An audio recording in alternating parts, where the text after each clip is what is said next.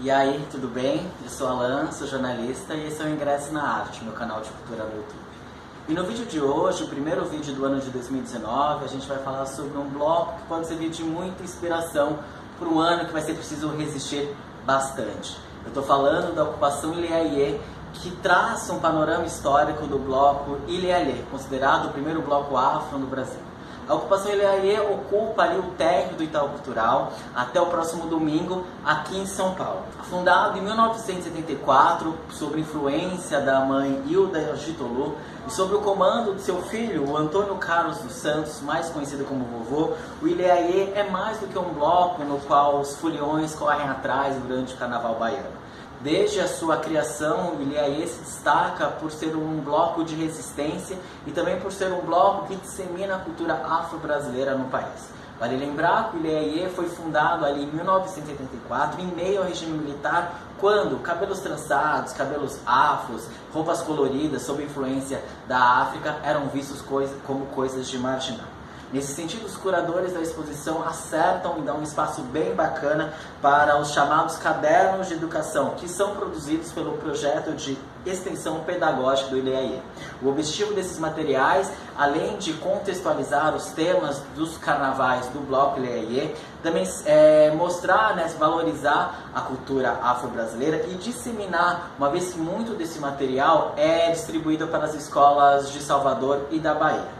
E isso é de suma importância, sobretudo num estado onde 81,4% da população se declara negra e que ainda há muitas discrepâncias raciais. Para você ter uma ideia, apenas no ano passado foi eleita a primeira mulher negra para a Assembleia Legislativa da Bahia, e eu estou falando aí da Olívia Santana.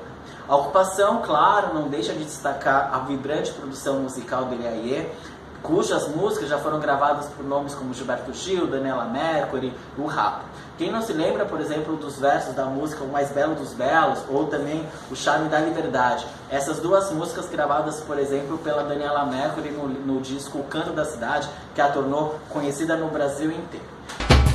Quem é que sobe a ladeira?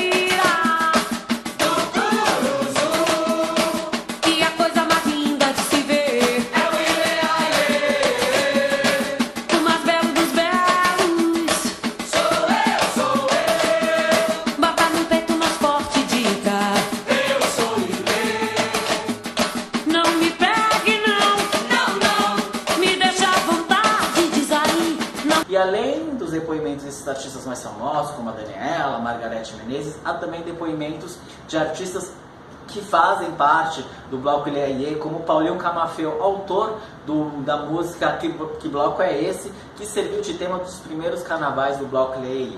Que bloco é esse? Eu quero saber. Ilha-Aie é o mundo negro que viemos mostrar pra você. Que bloco é esse? Ilha-Aie, eu quero saber. Ilha-Aie é o mundo negro que viemos mostrar pra você. E além disso, tem uma sala muito bacana na exposição que tem distribuídos ali vários instrumentos musicais e é possível aprender um pouco das músicas do Ilha-Aie. Há um comando, um vídeo feito por um integrante do Ilha-Aie que ensina como tocar cada um dos instrumentos e é muito bacana gastar ali alguns minutos ou algumas horas nessa sala.